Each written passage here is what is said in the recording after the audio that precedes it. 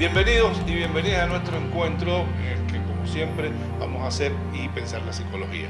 Seguimos apoyando nuestro curso con los tabloides. Al final de la jornada, que ya se está acercando, tendremos 10 tabloides. Es verdaderamente todo un texto de psicología producido por profesionales de la psicología cubanos, cubanas, y creo que verdaderamente han tenido una buena recepción precisamente porque sustentan mucho las necesidades de conocimiento en este terreno que tenemos todos. Y hoy nos vamos a acercar a una temática de un valor fundamental, una problemática fundamental en la vida, en nuestro país, no solo en nuestro país, en el mundo. Vamos a acercarnos al tema de las enfermedades crónicas, al tema de las relaciones entre la subjetividad, lo psicológico, la mente, que es el concepto estructurante que hemos utilizado, y las enfermedades crónicas. Y digo, avanzo, que desde ya la psicología tiene un empeño particular en estas cosas, por razones que veremos, pero solamente un pequeño dato que nuestro invitado de hoy me comentaba antes de comenzar. Hoy se está considerando ya que prácticamente todas las personas, o tenemos alguna enfermedad crónica, o vivimos o tenemos cerca a alguien que tiene una enfermedad crónica. Imagínense el impacto de esto para nuestra vida. Y por eso también tenemos un invitado que es un honor para mí y verdaderamente un gusto compartir en el día de hoy. Compartimos hace muchos años cuando juntos vivimos en Moscú para hacer nuestros doctorados en psicología, doctor en psicología, profesor titular de la Facultad de Ciencias Médicas del Fajardo, investigador del Instituto de Oncología, jefe del Grupo Nacional de Psicología del Ministerio de Salud Pública, e insisto, una persona que es un tremendo conocedor y especialista en estas temáticas, así que aprovechemos mucho esta jornada en la que nos estamos preguntando, para partir de algún lugar, cómo se relaciona, qué tiene que ver la mente con las enfermedades crónicas.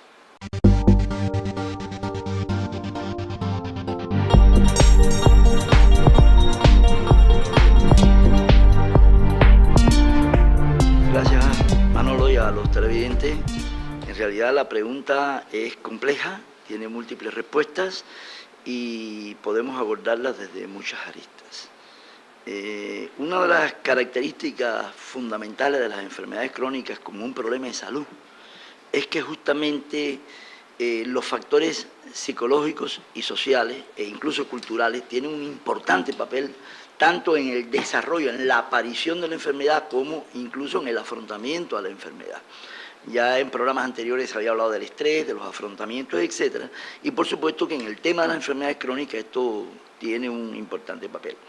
Yo diría que dentro de estos factores psicosociales, dentro de estos problemas psicológicos, de cómo la mente influye en el origen y en el desarrollo y en la adaptación a la enfermedad crónica, hay que tener en cuenta una serie de características de las enfermedades. En primer lugar, hoy en día las enfermedades crónicas son las que predominan en el cuadro de salud de la población. Incluido en Cuba. En Cuba, sí. En el mundo entero prácticamente hay una cosa que se llama transición epidemiológica, es decir, de las enfermedades infectocontagiosas, que aún subsisten, pues se ha pasado a las enfermedades crónicas como un cuadro fundamental. Estas enfermedades crónicas, lógicamente, además de tener factores psicosociales que juegan un papel relevante, pues de alguna manera están dirigidas no solamente al paciente, o sea, no solamente afectan al paciente, afectan a la familia, porque es el entorno cuidador más cercano al paciente. Y además de eso, hay un giro en los propósitos de la atención a la salud en los enfermos crónicos. Por eso es que se considera que constituyen un reto tremendo para las ciencias médicas y en general también para la psicología. Y es que las enfermedades crónicas no se curan. O sea, las personas tienen crisis altas y bajas, pero son duraderas, y las personas lo que tienen es que adaptarse a vivir con la enfermedad. Y esto pues cambia los paradigmas de lo que es la atención a las enfermedades crónicas. Grau, me gustaría, porque estamos sobreentendiendo que las personas entienden con exactitud qué cosa es una enfermedad crónica, cuáles son las enfermedades crónicas, y me gustaría que hiciera una precisión en este sentido para seguir avanzando. Sí, estamos hablando de las enfermedades crónicas que más afectan a la población, las enfermedades cardiovasculares, por ejemplo la hipertensión. Estamos hablando del cáncer en sus distintas localizaciones. La gente dice cáncer, pero cáncer son más de 200 enfermedades diferentes, cada una con diferente etiología, con diferentes causas, pronósticos, etc. Estamos hablando de las enfermedades cerebrovasculares y de sus consecuencias. Estamos hablando de la diabetes, que tanto afecta realmente a la población, de las enfermedades renales, la insuficiencia renal crónica, estamos hablando de las enfermedades gastroenterológicas, es decir, todas estas enfermedades que antes se llamaban, entre comillas, somáticas, y en donde realmente el factor psicológico está incluido de alguna manera. Son este tipo de enfermedades las que padecen la mayor parte de la población. Yo diría que cada uno de nosotros alguna vez en la vida pues va a padecer nuestra enfermedad. Mucho más cuando el envejecimiento poblacional crece, nos vamos poniendo más viejos y los procesos degenerativos pues ya nos empiezan a afectar la próstata y el sistema digestivo. En el listado que tú acabas de hacer yo hice 3 cruces, me apunté en 3. Ya, es decir, es verdaderamente un asunto, y quiero subrayar algo que es muy importante para que entendamos con más precisión, ¿por qué estamos hablando desde la psicología de enfermedades crónicas? Tú has dicho, son enfermedades que no se curan y que por lo tanto el problema central es aprender a vivir con ellas, aprender a tenerlas en el límite mínimo posible, y ahí el factor psicológico es importantísimo. Claro. Mira, Manolo, estas enfermedades realmente son duraderas, nos acompañan a lo largo de la vida. Y son enfermedades a las cuales tenemos que acostumbrarnos en el sentido de manejarlas, y aquí entra entonces un factor importantísimo que tiene mucho de psicológico, que es la llamada adherencia a los tratamientos, es decir, el cumplimiento de las prescripciones.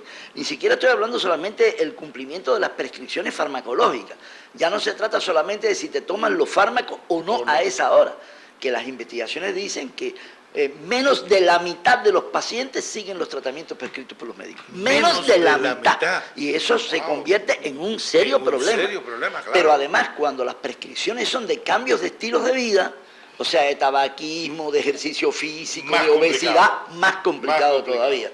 Entonces, esto lleva a que tengamos que hacer realmente una convocatoria, un llamado importante y una reflexión importante con las personas para que no adquieran las enfermedades, o una vez adquiridas, pues puedan afrontarla y puedan manejarla adecuadamente. Cuando hablamos de que no son curables, a ver, entiéndase correctamente, no son curables como las enfermedades infecciosas que con un antibiótico desaparece el germen que las produce. Exacto. ¿Está claro?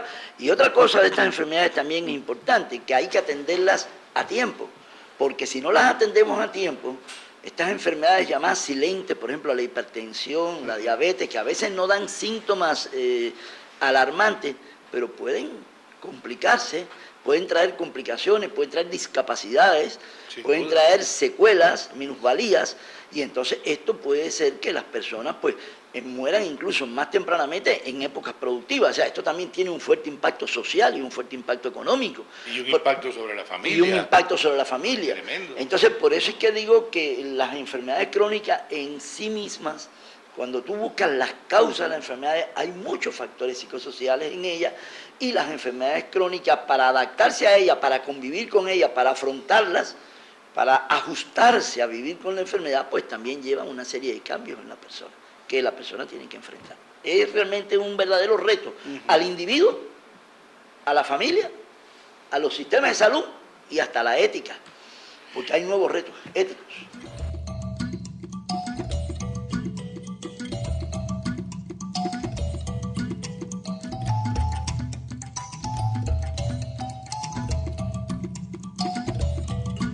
Yo creo que esto es una cosa fundamental. Incluso estaba pensando cuando tú llamabas la atención de la baja adherencia al tratamiento farmacológico, medicamentoso, que también comporta un fenómeno subjetivo, Por supuesto. Que tiene que ver con responsabilidad, con percepción de problemas, etcétera, de forma Con relación médico-paciente. Con relación médico-paciente. Comunicación. De manera que definitivamente el rol del psicólogo el rol de la psicología, los conocimientos de psicología, aquí ocupan una posición fundamental. Sin duda. Y cualquier aproximación que nosotros hagamos al conocimiento de esto, pues sin duda alguna, también nos va a ayudar, ya no solo a ayudar a las personas, sino ayudarnos a nosotros mismos, que de alguna manera, por lo menos los que estamos por encima de los 20 años y muchos meses, estamos inmersos en la población afectada por las enfermedades crónicas. Ahora, me gustaría que avanzaras entonces un poco más en esta temática de la especificidad de los fenómenos subjetivos asociados a las enfermedades crónicas. Lo primero que tengo que decirte, Manolo, es que estas enfermedades muchas personas la ven como si fuera un enemigo que lleva uno por dentro. O sea, no lo ve como si fueran el producto del propio comportamiento y del estilo de vida a lo largo de su historia. La ven como si nos las implantaran desde fuera, como si le llegaran para adentro y tenemos que combatirla con medicamentos. Qué mala suerte tuve. Qué mala suerte tuve. No es así. Eres el producto de ti mismo y por lo tanto tienes que asumir que tienes una enfermedad. Por supuesto que hay enfermedades crónicas que no dependen estricta y directamente del comportamiento, pero en donde el comportamiento juega algún papel y los estilos de vida también. Cuando yo te hablo de estas especificidades, estoy hablando no solamente de comportamiento y conducta, estoy hablando de creencias de la población, las creencias que la población tiene. Estoy hablando de los estados emocionales, del optimismo, de la desesperanza, ¿verdad? Por ejemplo, una persona que está continuamente bajo estrés y con un pesimismo tremendo, que siempre ve el vaso vacío, pues cuando tiene y de pronto debuta con una diabetes, imagínate, se le cae el mundo, se acabó la vida. Entonces, bueno, yo recordaba en estos días esa frase de Frei Beto, ¿no? Dejemos el pesimismo para días mejores. Para días mejores. Para días mejores, o sea, y eso, ¿sabes que las investigaciones demuestran que las personas luchadoras, las personas optimistas, las personas afrontadoras de la enfermedad tienen no solamente más años de vida, sino más calidad de vida? Para reafirmar esta idea, te hago una pregunta muy específica. Tú eres investigador de estos temas desde hace muchos años, los conoces muy bien, pero hay trabajos que confirman y afirman de que, por ejemplo, en el caso de cáncer terminal, un cáncer terminal, el estilo de afrontamiento, la forma en que la persona asume esa realidad y lucha por una calidad de vida dentro de la enfermedad, prolonga la vida. No solamente la prolonga, sino que permite un final más humano, más digno, un final más tranquilo para la familia. O sea, la familia se siente mejor, un final con sentido, con sentido de la vida vivida, aunque parezca una redundancia, claro, y con sentido para la familia por haber de alguna manera tenido una herencia cultural de esa persona que termina. Bueno, yo trabajo, sabes, con pacientes terminales, pero no solo he trabajado con pacientes terminales, durante muchos años trabajé en un hospital general con muchos tipos de enfermos, no solamente terminales, y sí hay investigaciones que dicen que algunas personas, yo diría que un poco más del 25% de las personas tienen factores protectores, digamos, salutogénicos. Los investigadores le han llamado de diferentes formas: personalidad resistente, sentido de coherencia, optimismo, autoestima, etcétera, pero las personas que tienen esas propiedades y que afrontan la enfermedad como un reto, como un desafío, generalmente tienen mejor adherencia, tienen mejor ajuste y tienen mejor final. Y que tienen esos factores protectores, volvamos, no por casualidad, claro, sino porque los han desarrollado a lo largo de la vida. Claro. Es decir, son cosas que se pueden lograr, que se pueden tener, que las personas podemos construir. De manera que estamos hablando de un factor importante aquí de responsabilidad, de percepción de la vida, de sentido de la vida, y un factor de responsabilidad que son elementos sin duda alguna subjetivos. Claro. Fíjate que hay una frase que utilizamos mucho en nuestras conferencias y con nuestros alumnos. Creo que alguien la refiere a Edgar Jackson, dice que lo importante no es lo que la vida te hace, sino lo que tú haces con lo que la vida te hace. Es decir, tú tienes que ir construyendo tu vida, pero al mismo tiempo puede ser que incluso construyendo la vida tengas alguna enfermedad, por edad, porque te toca, por factores. Aceptemos que hay factores genéticos. Hay factores genéticos, hereditarios, etc. Pero entonces lo importante es cómo nosotros afrontamos eso. ¿De qué manera lo hacemos?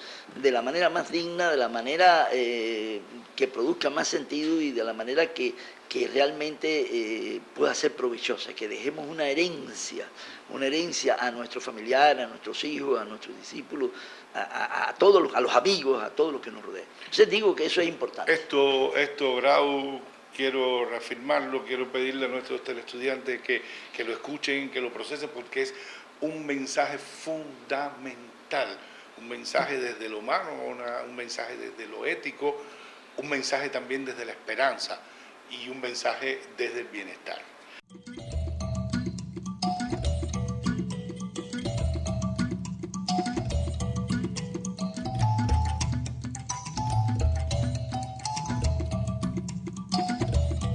Ahora bien, te oí decir fenómenos causantes psicosociales.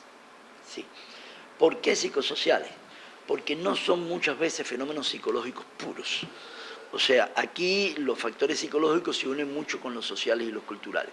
Fíjate que en los modelos que preconiza la Organización Mundial de la Salud, hay un modelo, se llama el de Granja y Cali, bueno, eso ya es una cosa ya específica, pero que te plantea de los determinantes sociales. En el tabloide lo tendremos, ¿no? En el tabloide lo tendremos. Bien. Ahí están los determinantes sociales. Y dentro de los determinantes sociales se incluyen todos estos factores que son psicológicos. Se dice determinantes sociales para diferenciarlo de los determinantes que son ambientales, o sea, endógenos, etcétera, ¿no? Y se llaman psicosociales justamente porque hay muchos factores que son de la mente, propiamente, pero factores en donde el individuo, interactuando continuamente en su medio, en su ambiente familiar, en su comunidad, pues de alguna manera tienen que ver, ¿no? Fíjate que hace 20 o 30 años nosotros no teníamos ni siquiera en las esquinas de las aceras las bajaditas para las sillas de ruedas, ¿verdad? Y esto ha sido un resultado del trabajo comunitario para que las personas que tienen determinadas limitaciones físicas puedan, digamos, transitar mejor por los diferentes lugares. Entonces, el problema no es solamente puramente intrapsicológico, sino es también interpsicológico con la comunidad, con la familia y con los demás. Y esto me parece muy importante porque justamente aquí, además de estar los afrontamientos, además están las conductas de enfermedad y el llamado rol de enfermo, es decir, cómo yo tengo... Asumo la enfermedad. Sí. Yo tengo un amigo que me dice a veces así, me dice, yo tengo una alergia especial a la flor de la calabaza. Entonces yo digo, hace de eso porque lo hace sentir de orgullo importante, una alergia a la flor de la calabaza y a más ninguna flor y a más ningún polen y a más ni al mar Pacífico ni a la rosa ni nada. No, entonces fíjate cómo ahí está el rol de enfermo, ¿no? Cómo las personas tienen determinados mecanismos de compensación, de ajuste para poder de alguna manera convivir con la enfermedad. Hay otros que no, que les cae una diabetes y entonces ya para ellos se le acaba la vida. Entonces ya se ven asexuales, ya se ven con el pie cortado, ya se ven con... Entonces, bueno, hay que también ver cómo uno puede llevar adecuadamente los tratamientos para evitar estas complicaciones de las enfermedades crónicas. Por eso es que hay factores que son sociales, hay factores que son psicológicos y ambos están interactuando. Incluso yo diría que mucho con lo cultural. Porque, digamos, la forma en que se ve una enfermedad crónica, por ejemplo, digamos, en Irlanda, no es lo mismo que se ve aquí en Cuba, sin duda. En el Caribe. Los irlandeses son represores con sus emociones y sin embargo nosotros somos extrovertidos y rápidamente soltamos lo que tenemos y tratamos de canalizar de alguna manera nuestras ansiedades y nuestros miedos y las culturas influyen mucho en este problema de cómo el rol de enfermo y las conductas de enfermedad pues se dan lugar. Incluso hasta el afrontamiento. Hay investigaciones que dicen, por ejemplo, que los norteamericanos lo que prefieren al morir es no tener dolor. Y sin embargo, por ejemplo, los latinos y los hispanos lo que prefieren al morir es tener a sus familias reunidas a su alrededor y tener apoyo de la familia. Fíjate cómo hay visiones culturales diferentes, ¿no? sobre el tema. No, tú al otro lado, tú aquí. A ver, que te ayudo. Aquí, vamos a hacer unas fotos. Lo que pasa es que el fotógrafo se ha retrasado. Yo me voy a ir a buscar al fotógrafo y luego os hacemos las fotos. Mientras tanto vosotros podéis ir merendando, ¿vale? Yo me voy y vengo en 5 minutos. 5. Vale. Vale. A ver, cuando yo me vaya, ¿eh? Contad hasta 3. 1, 2, 3.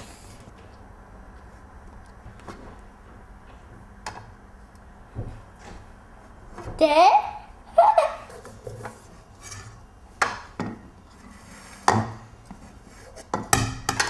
Ahora no.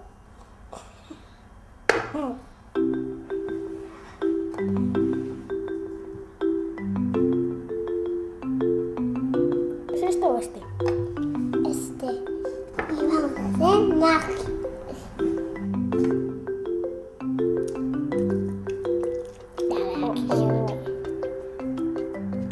Bájate.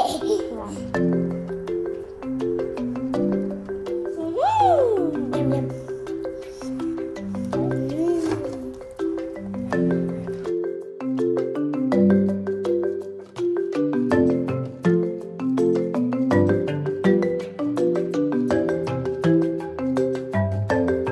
El doctor Jorge Grau Ábalos, nuestro compañero de muchos años, pues nos está presentando un tema que indudablemente, decía al inicio, tenemos que aprovechar. Y tenemos que aprovechar en una dirección personal, como siempre lo hacemos, pero también en este intento de aprendizaje y de acercamiento a los conocimientos de la psicología. Por eso, pues, un poco es imprescindible, Grau, que nos hables un poco, que te pregunto, ¿cómo puede la psicología, cómo pueden los psicólogos, cómo se puede desde los conocimientos de la psicología entrar, favorecer en este mundo de las formas en que las personas afrontan las enfermedades crónicas? Sí, yo creo que hay muchas formas, Manolo. Bueno, ya te decía, a nivel comunitario, a nivel social, cómo los psicólogos podrían ayudar en la prevención, o sea, en la prevención de las enfermedades y en la producción de mayor bienestar, de mayor calidad de vida, mayor felicidad. Pero ya a nivel más específico, los psicólogos pudieran identificar y trabajar con aquellos factores que son proclives, o sea, que hacen a las personas propensas a enfermar. Por ejemplo, seguramente que tú recordarás hace algunos años, y desde hace algunos años viene la polémica, de que hay una serie de factores de la personalidad que hacen a las personas Sí, claro, propensas a enfermar, el famoso patrón A, que lleva a las enfermedades coronarias, que se ha discutido mucho. Lo cual es muy complaciente, porque si yo le Claro. puedo echar la culpa Claro, a la personalidad algo, o a claro. lo que fuese, pues, que uno, Claro. imagínense qué le voy a hacer. O el patrón C que lleva al cáncer de la persona. Al final, hoy en día, se ve que estos patrones no son patrones de características personales, sino son patrones funcionales, de regulación personal. Y fíjate que lo que las investigaciones están demostrando es que el manejo de las emociones de ira y de hostilidad es muy importante. O sea, tanto en el patrón A como en el patrón C, como en otros patrones que se han ido descubriendo enfermedades. Entonces, por ejemplo, la represión de las emociones es algo en donde los psicólogos deberíamos trabajar más. O sea, cómo hacer que las personas no repriman sus emociones, cómo hacer que las personas tengan mayor asertividad, mayores habilidades sociales, mayores habilidades comunicativas, ¿verdad? Cómo hacer en fin, que nos caigamos bien unos a los otros, ¿no? O sea, cómo hacer que no veamos siempre a un enemigo con el que tenemos al lado, con alguien que nos está dando una puñalada trapera, sino que lo veamos en un sentido positivo. Bueno, hoy en día con el resurgir de la psicología positiva, la llamada psicología positiva, en términos con que, bueno, muchas veces están en desacuerdo, porque yo pienso que cualquier psicología es positiva, pero bueno, pero esta psicología positiva lo que trata es de hacer, de resaltar aquellos patrones que tienen las personas que los hacen resistentes a las enfermedades. El optimismo, la autoestima, el empeño, el involucramiento, el compromiso. Las investigaciones claramente afirman que las personas más comprometidas, las personas más involucradas, pero que al mismo tiempo tienen control y ven a los retos de la vida como un desafío, pues son personas más saludables y enfrentan mejor las enfermedades crónicas. Entonces, ¿qué pueden hacer los psicólogos? Pues los psicólogos podrían identificar cuáles son los patrones o las cualidades que hacen que las personas sean propensas a enfermar y cuáles son los patrones o cualidades que hacen a las personas más resistentes a enfermar. Fomentar unos y, de alguna manera, educativamente, claro, esto no se puede hacer a nivel de una consulta, eso hay que hacerlo a lo largo de la vida y de la educación. Pero bueno, también en el trabajo diario que hacen los psicólogos, pues podrían, digamos, ayudar mucho a las personas a manejar estas cosas, ¿no? Disculpa un momento que te interrumpa, Grau, pero de pronto pienso en lo siguiente. Hay una tendencia bastante común en las personas, tenemos las personas esta tendencia a evaluar determinadas formas negativas de comportarnos, a evaluar determinadas formas inadecuadas de relacionarnos con las personas, sencillamente como características. Entonces, bueno, dicho muy en la nomenclatura de la vida cotidiana, exactamente, bueno, sí, yo soy un pesado y qué. Y ahora tú nos estás dando una excelente noticia a los que no lo somos y una pésima noticia para los que lo son y se sienten contentos con ser unos pesados. Ser pesado es un factor de riesgo para las enfermedades crónicas. Seguro, porque trae fricciones en las relaciones interpersonales, trae estrés y por lo tanto la persona... Entonces aquel que se lo traga todo, que es una mala persona en última instancia y que hasta está, bueno, soy una mala persona y que, pues le estamos dando una noticia importante, le estamos dando una información importante para que piense 2 veces su condición de mala persona. El ser una mala persona es una puerta abierta al camino a las enfermedades crónicas, por supuesto, mal llevadas, mal manejadas, es decir, enfermedades crónicas con, probablemente me atrevo a decir, yo no comprometo a Grau en esto, con los peores pronósticos posibles. Claro, así es. Mira, Manolo, y hay algo más. En nuestro medio, tú sabes que en los últimos años, pues está muy difundido esto de que las personas dicen, no, yo no voy a coger lucha porque me enfermo.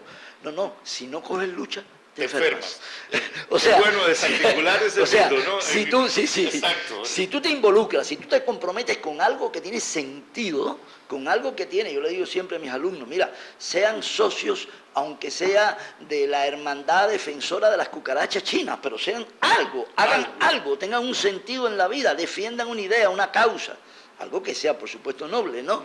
Y eso hace a las personas más resistentes a las enfermedades. Y hace que tengan mejor calidad de vida y las hacen con mayor bienestar. Sin duda alguna, eso está demostrado en investigaciones en el mundo entero y también nosotros tenemos investigaciones en Cuba que lo demuestran. Bueno, es muy interesante porque cuando uno mira, y obviamente no estoy hablando ahora de un resultado empírico sustentado en una investigación, pero cuando uno mira, por ejemplo, el tema de la longevidad y las personas longevas, las personas que logran vivir mucho más allá de la media, la esperanza de vida para su momento. Yo me maravillo, yo visito mucho las casas de abuelos, las cátedras del adulto mayor, me invitan con mucha frecuencia a hacer actividades, aquí en La Habana, en el Sevillano, en fin. Yo también, estamos preparándonos para nuestro... Yo estoy apuntado. Y yo me maravillo el buen ánimo, yo me maravillo las buenas ganas, la buena energía que circula allí. Y claro, efectivamente, allí circula y por eso están allí, por eso con avanzada edad están ahí.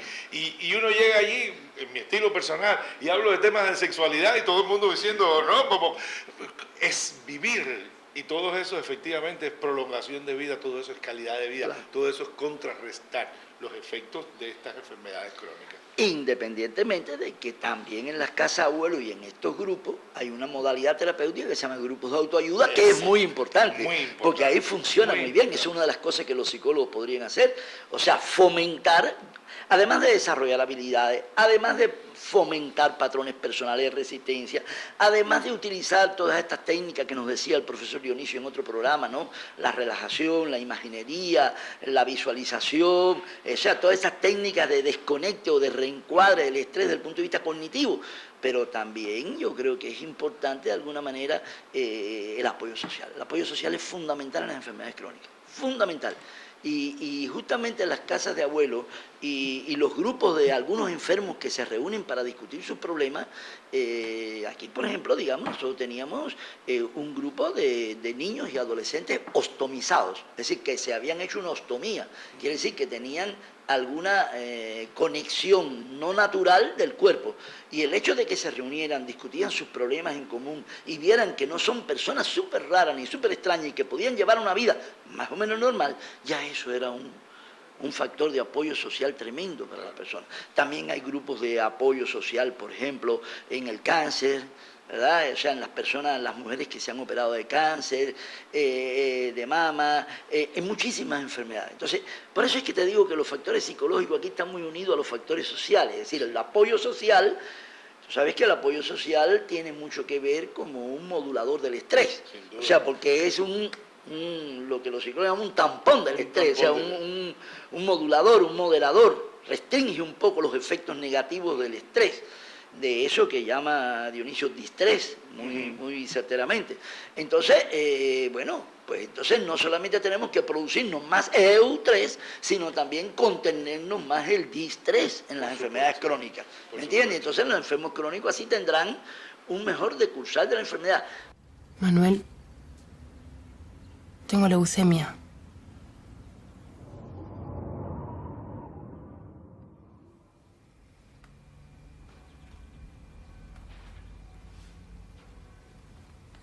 ¿Pero estás segura? Sí, segura. Me tuve que hacer unos estudios de rutina para la facultad. Y no te conté nada porque era un trámite nada más. Pero ayer me llamó el doctor y me dijo que vaya a su consultorio a hablar con él. Yo voy a querer comunicarme con tu médico, ¿sabes? Y creo que vamos a tener que trabajar todos juntos. Quiero decir, él, vos, yo, incluso tu familia. ¿Entendés lo que digo, no? Sí. Sí, claro que sí. Juntos vamos a poder, ¿no? Claro que sí, lo vamos a intentar y... sea lo que sea, yo voy a estar a tu lado, ¿sabes?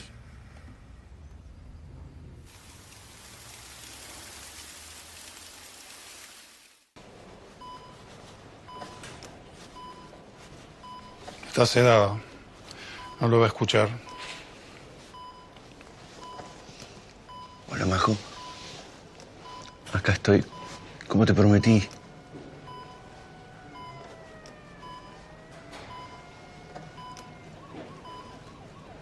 Licenciado, no quiero meterme, pero...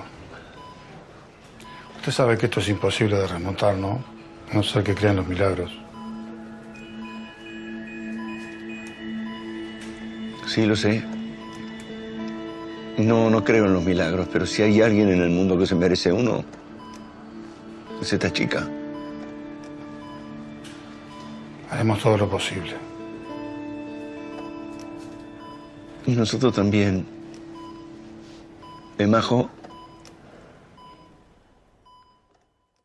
Y yo creo que aquí hay otro mensaje que yo quisiera rescatar de lo que nos estás diciendo, que honestamente es súper valioso y súper importante. Y es un mensaje que tiene que ver con un segmento de la población, con algunas personas que un poco, yo les diría los incrédulos. Dicen, no, ¿para qué? Si ya lo que yo tengo no se me va a quitar. No, ¿qué tiene que ver? ¿Para qué asistir a un grupo de esto? ¿Para qué reunirme con personas? Estoy enfermo y se están haciendo más daño. Claro. Y yo creo que este es un mensaje fundamental de saber que aquí hay una mejor opción, hay una mejor oportunidad, hay un mejor agarre a la vida.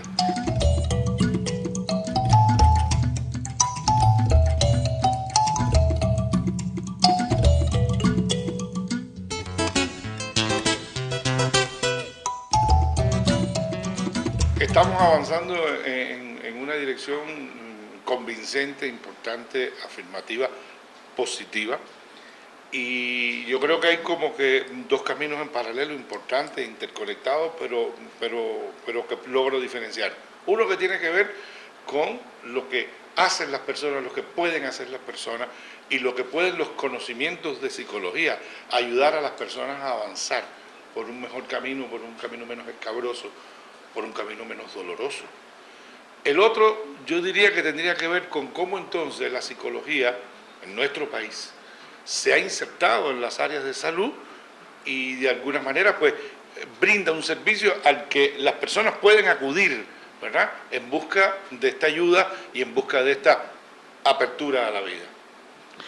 Pues sí, Manolo, hay aquí dos caminos paralelos. Lo que las personas pueden hacer por ellas mismas y lo que las instituciones y los servicios de salud pueden hacer para que los enfermos crónicos estén mejor.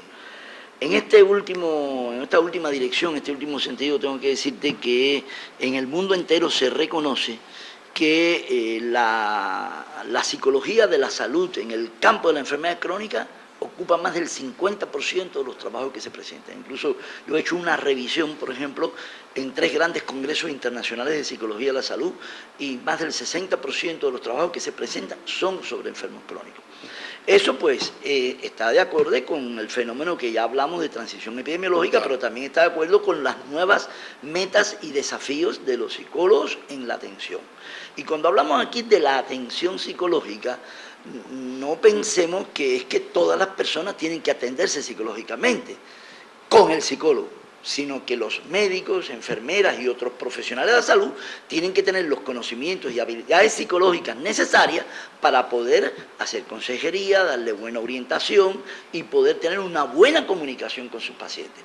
Por supuesto que psicólogos especializados no tenemos suficientes para atender a todos los enfermos crónicos. De hecho, en nuestro país, los psicólogos que trabajan en la atención primaria de salud, en los policlínicos, y los psicólogos que trabajan en los hospitales, en diferentes servicios hospitalarios, pues atienden enfermos crónicos. Pero fíjate que aún así en el mundo se dice que aproximadamente el 40% de todos los enfermos crónicos necesitarían visitar alguna vez a un psicólogo. Y en Cuba y en otros países solamente el 20% de los enfermos crónicos es atendido por un psicólogo alguna vez. Es decir, tenemos un subregistro en la atención potencial versus real. Que tiene que ver con los dos factores, la disponibilidad de atención más la disponibilidad de psicólogos para la atención. Y también tiene que ver con otros problemas también. Piensa que la psicología en el campo de la enfermedad crónica es de reciente desarrollo, claro, 20, 30 años. Claro. Entonces hay muchos instrumentos de diagnóstico, muchas herramientas de intervención que han sido, digamos, validadas, o sea, probadas en poblaciones de enfermos mentales, pero que no tienen valores en enfermos crónicos. Entonces ahí tenemos una insuficiencia de herramientas, de métodos de trabajo. Bueno, ahí hay un reto también a las universidades, estamos en la Facultad de Psicología, y de alguna manera también es un reto a la formación misma del psicólogo. Y otra característica es lo que ahorita apuntábamos. Cada vez más los enfermos crónicos necesitan un abordaje intersectorial, o sea, extrainstitucional. No solamente que se atiendan en la consulta que les toca con el dermatólogo en el hospital que les corresponda, sino que además tiene que haber toda una educación comunitaria y todo un quehacer comunitario en torno, digamos, no sé, a las personas que pueden tener vitiligo o psoriasis, o a las personas que pueden tener trastornos digestivos y que tienen que comer determinada dieta. O sea, esto no solamente es un problema del psicólogo puro, sino de que el psicólogo tiene que contribuir y potenciar a ese abordaje extrainstitucional, me explico, intersectorial. Sí, sin duda. Ahora, es un abordaje diferente. Diferente. Ahora, eso no niega yo, bueno, a ver, yo cada vez estoy más cerca del hospital como paciente que como profesional, pero en algún momento recuerdo cuando tú dirigías el Departamento de Psicología de la Mejeira, después lo dirigió la profesora Bárbara Sá, que estuvo también ahí con nosotros, pero yo recuerdo que por decirlo de algún modo administrativo quizás, en las salas especializadas, ¿no? Qué sé yo, oncología, cardiología, etcétera, había psicólogos que trabajaban en los equipos multidisciplinares junto a los médicos. Y los hay. Y los sigue habiendo, pero son insuficientes. Desde el punto de vista tanto de plantilla como del abordaje que hay que hacer de la enfermedad crónica. Por ejemplo, hace 20 años todas las unidades de terapia intensiva del país no tenían psicólogo. Hoy en día todas las unidades de terapia intensiva del país tienen algún psicólogo que ayuda a los pacientes que están en estado crítico, y no solamente a los pacientes, sino a los familiares y al personal que trabaja. Son tres miradas interesantes. El paciente, la familia y el personal que trabaja en esa situación. Son tres protagonistas. Tres protagonistas. Entonces, eso también ocurre en cualquier digamos, nivel de atención y en cualquier acción, tanto de promoción, de prevención, de diagnóstico. El mismo el mismo tema este del diagnóstico, ¿no? De cómo comunicar el diagnóstico, de cómo comunicar una mala noticia, cómo decirle a una persona que se le ha diagnosticado un cáncer, o una diabetes, o una esclerosis múltiple. O sea, eso tiene un proceso que Claro, evidentemente... hoy estamos bastante más convencidos, bastante más claros, digo en sentido general, los profesionales siempre lo tuvimos, los profesionales de la psicología, que estas cosas no se ocultan, Claro. que estas cosas se En hablan. principio no se oculta. Exactamente. Ahora, ¿cómo se hablan? ¿Cómo se habla? ¿Cómo se dicen? ¿Cómo se tramitan con la persona que tiene que enfrentar una de las realidades más contundentes de la vida, que es la no vida? Claro, ¿no? claro. Entonces, y estas son cosas en las que el factor psicológico, el elemento psicológico, el trabajo de los psicólogos y las psicólogas, y el aprendizaje y el acercamiento a la psicología que tengan las personas, pues sin duda alguna es muy valioso. Seguro. Yo te diría que el trabajo con estas personas que se diagnostican de una enfermedad que puede tener un pronóstico reservado o difícil, pues muchas veces no se hace adecuadamente todavía, no se tienen en cuenta las particularidades, el propio quehacer, la rapidez, la falta de tiempo en las instituciones de salud a veces puede atentar contra eso. Nosotros estamos siempre cansados de orientar y de dar talleres, por ejemplo, de comunicación de mala noticia a los médicos, diciéndole que la comunicación no es un acto único, que es un proceso, que tiene que tener en cuenta particularidades individuales, que tiene que involucrar a la familia, en fin, este tipo de cosas son propias para un trabajo que, como te decía, se va más allá del individuo enfermo para irse a la institución. Es una psicología institucional, es un servicio es una psicología organizacional en salud. Sin duda. ¿Me explico? O sea, Sin ya duda. se va de lo que es la psicología clínica pura, propiamente con el individuo enfermo, para irse más allá. Entonces te digo por eso es que eso es un reto, porque eso plantea nuevos retos a la medicina, a las ciencias médicas. Las enfermedades crónicas han cambiado la perspectiva humana del ser humano. Las enfermedades crónicas serán nuestros acompañantes universales a lo largo de los últimos años de vida. Cómo convivir con ellas, cómo solucionar una serie de dilemas éticos, cómo comunicar las malas noticias, cómo hacer el consentimiento informado para que un paciente acepte o asuma activamente, conocedor de los riesgos, digamos, un nuevo producto que se está investigando.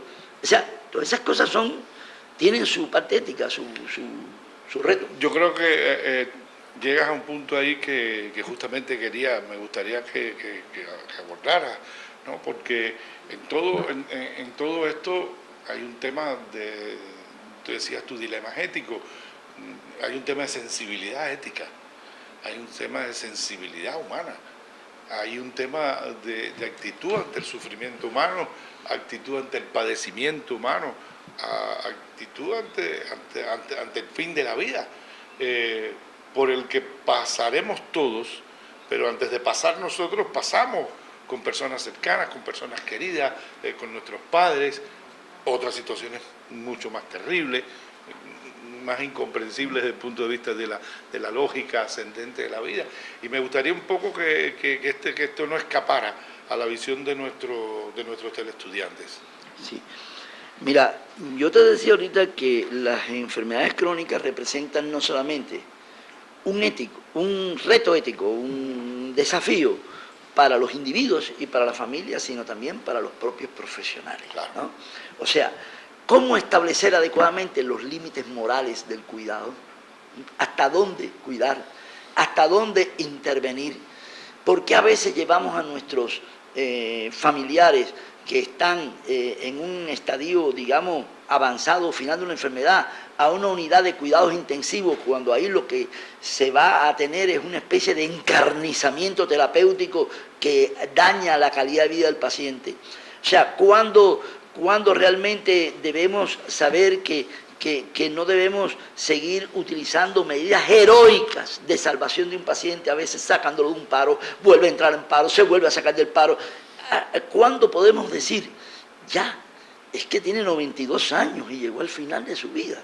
Y lo que tenemos es que rescatar su memoria histórica, su vida, y saber qué puede convertirse esto en un legado de dignidad para las demás personas. Entonces, todas estas cosas pues constituyen un reto, cuáles son los principios de autonomía que nosotros debemos, o sea, nuestra medicina, nadie lo oculta, ha sido, igual que la medicina en el mundo entero, paternalista.